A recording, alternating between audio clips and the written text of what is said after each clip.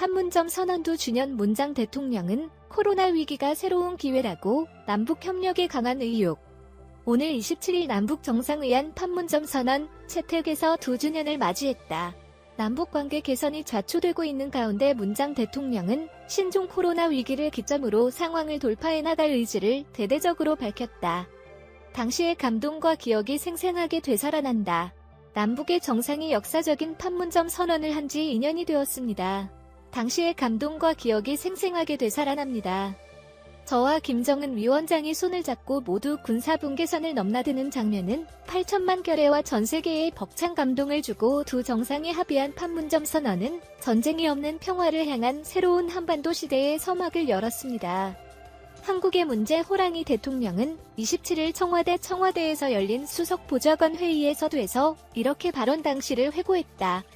2018년 4월 27일 11년 만에 그리고 김정은 위원장이 조선민주주의인민공화국 이하 북한의 지도자가 된 이후 처음 열린 남북 정상회담은 세계의 주목을 받았다.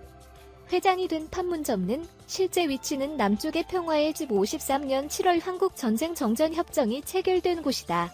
그 후에도 종종 남북으로 논쟁이 일어나고 지금도 남북이 마주 세계에서 유일하게 남아있는 냉전의 최전선이다.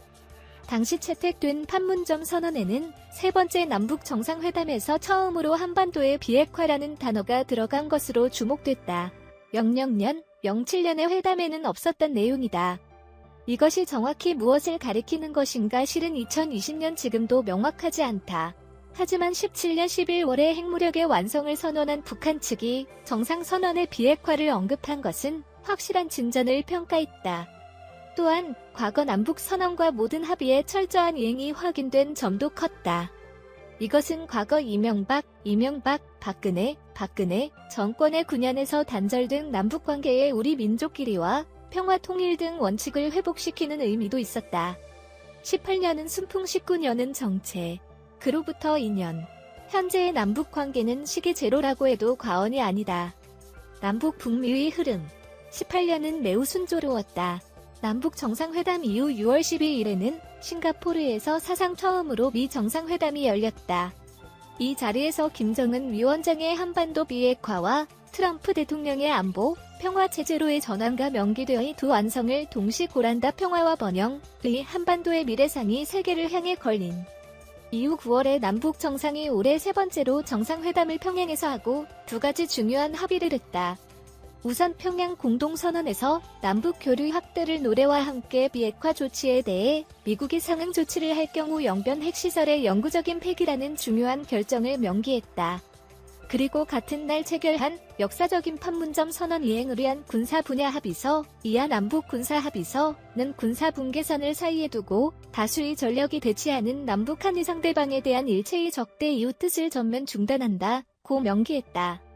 이를 근거로 당시 문재인 대통령은 김정은 위원장의 옆에 전쟁 없는 한반도가 시작되었다. 남과 북은 오늘 한반도 전 지역에서 전쟁이 일으킬 수 있는 모든 위험을 없애기로 합의했다고 언급 역사적인 순간을 연출했다. 돌이켜보면 18년은 남북관계 개선이 북미 관계를 당긴다는 한국의 진보 정권에게 김대중 정권 이후의 선순환이 실현된 시기였다. 한반도 문제는 남북만 해결할 수 있는 것이 아니라 세계의 냉전 구조의 최종 해체를 의미하는 국제적인 문제임을 잘 알고 있는 한국 정부의 리드는 잘 될 것처럼 보였다. 하노이 결렬, 꼬리를 뺀 19년. 제재 완화를 위해 회담이 이렇게 결렬되었다. 북한은 제재 완화 완전한 제재 해제를 요구했다. 그러나 미국은 그 요구를 들어줄 수 없었다. 19년 2월 28일 오후 베트남 하노이에서 트럼프 대통령은 기자들 앞에서 이렇게 말했다. 전날부터 실시된 미 정상회담의 결렬을 알리는 일성이었다. 당시의 초점은 북미가 어느 선에서 합의하거나 이었다. 북한이 완전한 비핵화에 대한 로드맵을 제시하는 대신 미국도 평화협정 체결의 일정을 내는지 또는 단계적인 비핵화에 쌍방이 합의하는 것인가 하는 것이다. 팁은 지난해 9월 평양 남북 정상선언에 있었다. 북한은 이에 명기한 것처럼 영변 핵시설의 폐기를 염두에 협상에 임했지만 미국은 그것을 좋아하지 않았다.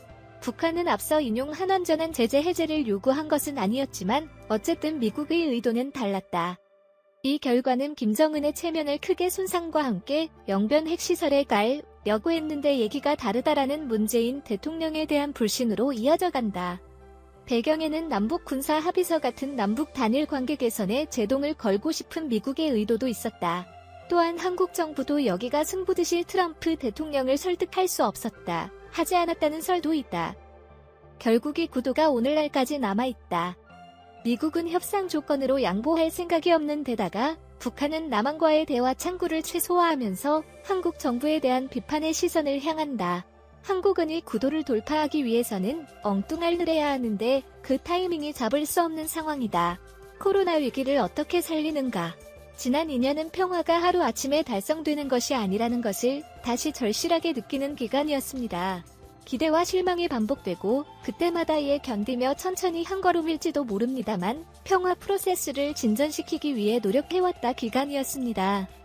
오늘의 문장 대통령의 이러한 발언은 위에서 장황하게 써왔지만 2년의 시간의 흐름에 자리매김된다. 남북관계는 현재 연락을 서로 빼앗지 않는 상황이 계속되고 있지만 그렇다고 해서 남북 군사합의서가 파기된 것도 아니다. 북한은 지난해 5월부터 간헐적으로 단거리 탄도미사일과 신형 대공포 발사 실험을 실시하고 있지만 북한에 대한 대규모 추가 제재가 부과될 수는 없다. 십자가 로우키라고 표현하도록 긴장을 낮게 유지한 채 소강 상태가 계속되고 있다. 이를 유지할 수 있었던 것만으로도 성과 것이다. 이날 문장 대통령의 발언은 의욕적이었다. 한반도 운명의 주인은 우리 자신이라는 사실을 우리가 잊지 않는 한 길은 열 것이고 좁은 길도 조금씩 넓은 길로 나갈 수 있다며 가장 현실적인 아이디어 여신종 코로나 바이러스 코비드19의 위기가 남북 협력의 새로운 기회가 될 수 있다라는 견해를 나타냈다. 그 근거로 한 것은 올해 3월에 김정일 김정은으로 진행한 친서 교환이었다. 한국이 대구 도시에서의 감염 폭발전의 사투를 벌이고 있었다. 3월 4일 김정은은 친서에서 반드시 이길 것이라고 믿고 있다. 남쪽 동포의 소중한 건강을 보호하는 것을 바란다. 라고 성원을 보냈다. 당시 청와대가 밝혔다 바에 따르면 친서는 한반도를 둘러싼 정세에 대한 솔직한 생각과 입장도 담겨 있었다고 말했다. 이에 대해 문장 대통령에게도 감사의 뜻을 담은 답장을 보냈다. 문장 대통령은 이날 구체적인 아이디어도 들었다. 신종 코로나에 공동으로 대처하는 협력에서 시작하여 가축의 전염병과 접경지역, 군사분계선에 가까운 지역에서의 재해 재난, 그리고 기후환경 변화에 공동으로 대응한다는 것이 그것이다. 이어 남북 간 철도 연결, 남북 공동유해 발굴 사업, 이산 가족 상봉 등의 사업에 대해서도 언급했다. 총선에서 여당 승리가 밀어. 그러면 구체적으로는 그런 움직임이 있나? 한국금 단조 김영철 통일부 장관은 24일 올해 6월 15일 남북 공동선언 2000년 20주년을 맞아 남북 공동행사를 할 계획을 밝혔다. 여기에는 이산 가족 상봉 사업이 포함되어 있다. 실현한다고 하면 급속도로 준비가 시작된다. 그리고 오늘 27일에는 강원도 강릉 저진, 최진 구간을 연결하는 철도 연결 사업의 착공식이 열렸다. 이것은 한국 동부의 철도 노선을 정비하고 장래는 군사분계선을 넘어 동해안의 철도를 남북으로 연결하는 사업이다. 또한 신종 코로나 관련된 인도적 지원도 적극화될 전망이다. 역시 통일부는 3월과 4월에 각각 한 건씩 대북 지원 허가를 냈다고 밝혔다. 이는 북한 측에 수납 처가 있는 것으로 현실적인 지원이 궤도에 오르기 시작하고 있다는 것을 여실히 보여주고 있다. 이에 대해 미 재무부는 북한의 신종 코로나 바이러스 진단 키트 마스크와 보호복 등의 장비 산소 호흡기와 의약품을 제재 대상에서 제외하는 조치를 이달 들어가고 있다. 따라서 민간 인도적 지원 단체의 대북 지원 움직임은 향후 확대될 것으로 보인다. 통일부는 그 밖에도 금강산 관광, 개성공단 재개라는 수건 작업도 올해 계획에 포함하고 있다. 또한 통일경제특구법 등의 법정비도 추진될 것으로 보인다. 4월 15일에 실시된 총선 결과 집권 함께 민주당은 의석의 60% 180석을 차지 모든 법안을 일정한 기간이 지나면 혼자 통할 수 있게 되었다. 따라서 남북관계 개선을 지원하는 법정비가 진행될 것으로 보인다. 실제로 김통일부 장관은 판문점 선언을 6월부터 시작되는 새로운 국회에서 비준할 것을 언급하고 있다. 남북 군사 합의서의 결과 판문점에서 비무장가 진행되었다. 비무장체 북한 측의 등을 돌리고서 군인 19년 5월 필자 촬영 문장 정권 하에서 남북관계 개선은 마지막 기회. 그러면 상황을 어떻게 평가하면 좋을까? 한반도 정세와 남북관계에 정통한 통일연구원의 조한나라범, 조항보무 선임연구원은 27일 필자의 전화 인터뷰에서 올해 들어 문장 대통령은 남북관계 개선에 계속 의욕을 보여왔다. 올해 대통령 선거 일정 22년 5월을 생각해서 문장 대통령이 남북관계에서 뭔가 성과를 남길 마지막 기회라고 말했다.